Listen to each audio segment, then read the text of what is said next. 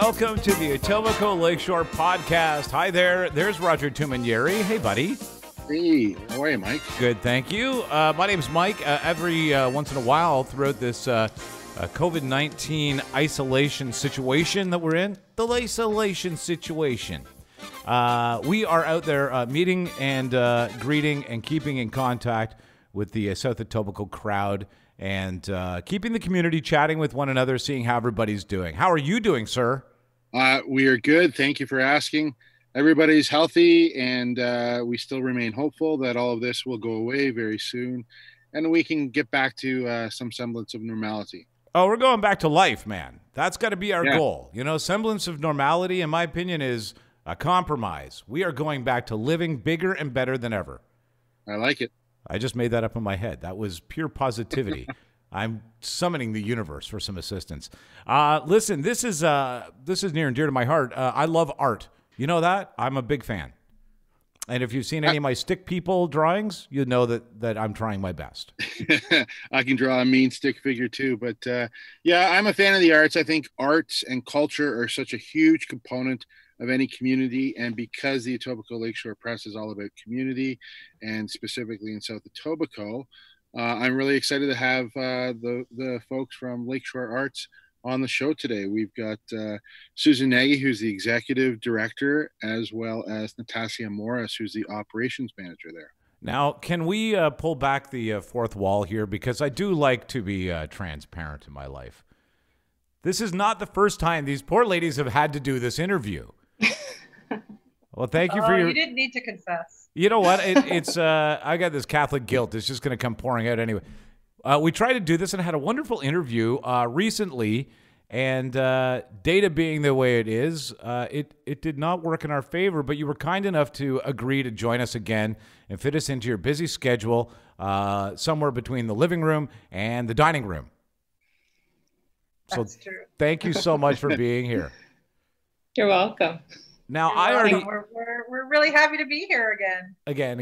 It's, when they say it's Groundhog Day, you didn't think it included the podcast that you were on. But we do appreciate it. Now, let's start. I love hearing about this for a second time, and you will like it for the first time, my friends. Tell us about Lakeshore Arts. Lakeshore Arts has over a 26-year history of being in South Etobicoke. And our mandate is to provide arts experiences for all people. So that includes, in our vision, that includes youth, children, seniors, LGBTQ, intellectually disabled, and the issues that we use art as the catalyst to focus on are often issues that affect the community. So it could be around poverty, it could be around the opioid crisis. We've also looked at housing issues. Right now, we also are focusing some of our youth programs on climate change. So we really use arts as a catalyst to sort of bring a lot of local issues to the forefront. Very interesting. And so in the community, is it a collective of consistently the same group of artists mentoring and bringing in new artists of all different disciplines? No, we actually we have some core artists that we will use for certain programming. We've had a program in schools for a number of years called the Shazam program in Focus, which we do have a core group of artists, but we like to go out and find new voices and new talent to bring into the community, as well as searching for community talent as well. And we find that it just helps diversify and make it a much richer experience for the members who come and enjoy the arts. What have some of the most recent installations and exhibits been that you guys hosted? Most recently, in the actual space, what did we have recently in the CPS, Susan? We had the last project that we had a huge project that focused on housing. That was a project that lasted quite a number of months because we partnered with some local organizations, including LAMP and Daily Bread Food Bank. Oh, wonderful. Yeah, so that was a really powerful project. And then we also use the gallery space or the community project space to focus on some of our own programs. So as Natassia mentioned, the In Focus, Shazam In Focus project. So it's working with grade 8 students to do photography and spoken word. So we showcase their work. We work both up in South Etobicoke and in Rexdale. So we have a showcase of their work in our gallery space. So what we help to do is elevate their work to a gallery standard, and we also provide them an opportunity to perform in a public space. How amazing is it when you actually get elevated to gallery status as a youth, and you get a taste of that? You know what I mean? It can be this. Well, it can be this exalted. It can be this exciting.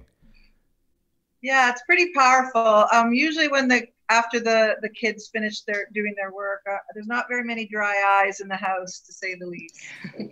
Well, that's awesome. Now, do you mind if I tell you guys had a relaunch, I guess, a couple of years ago. You did a sort of a refreshing of the brand in the neighborhood, and you chose some very interesting and, by the way, very captivating marketing ideas.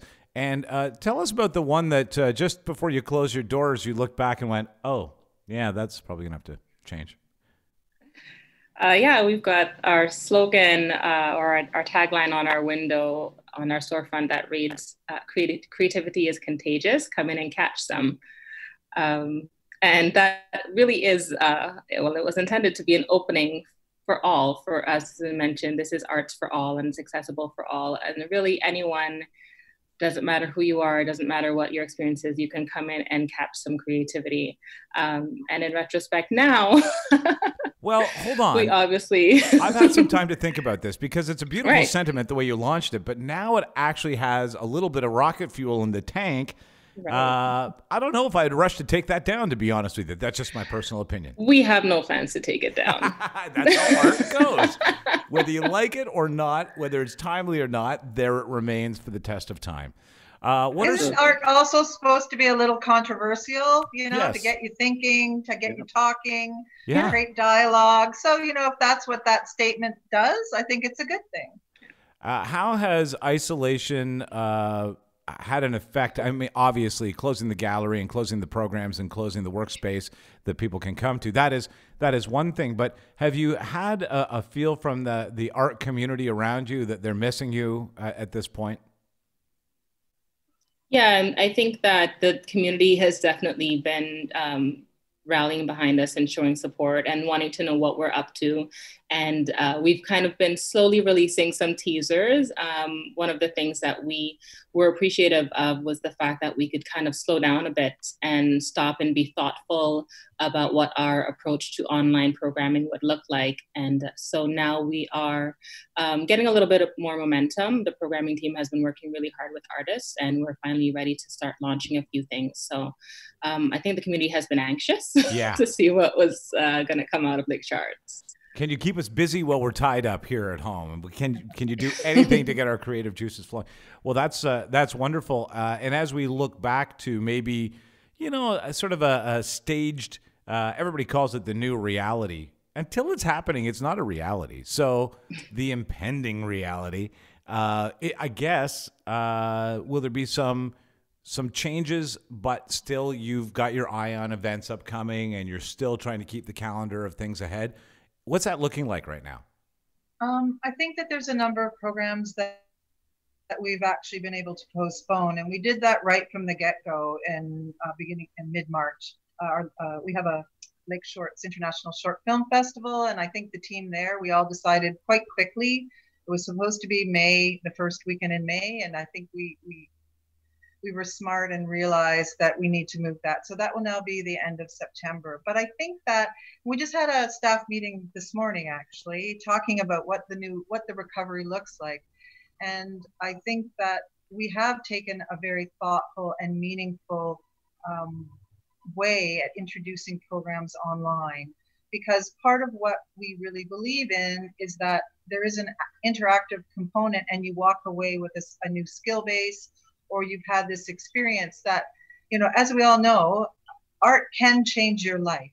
So what does that look like? What learnings have we,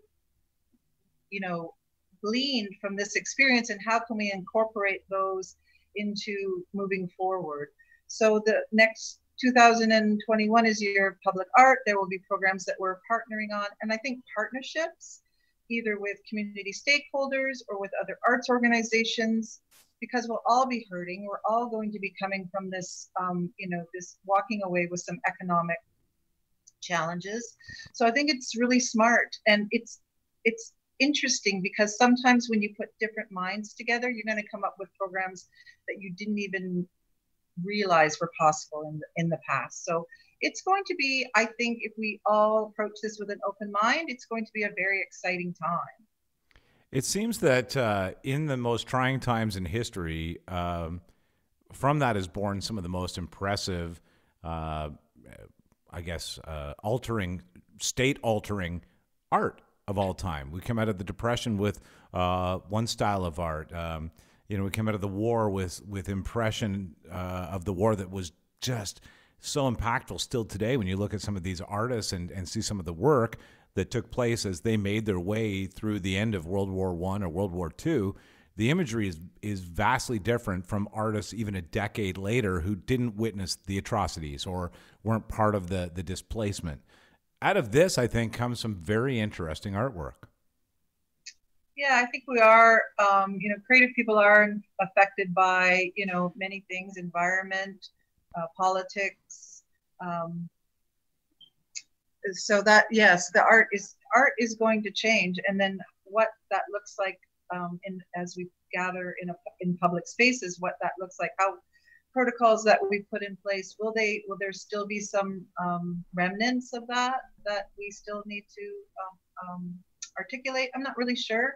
So It will be an interesting time moving forward. I see a lot of rubber glove and mask art coming our way.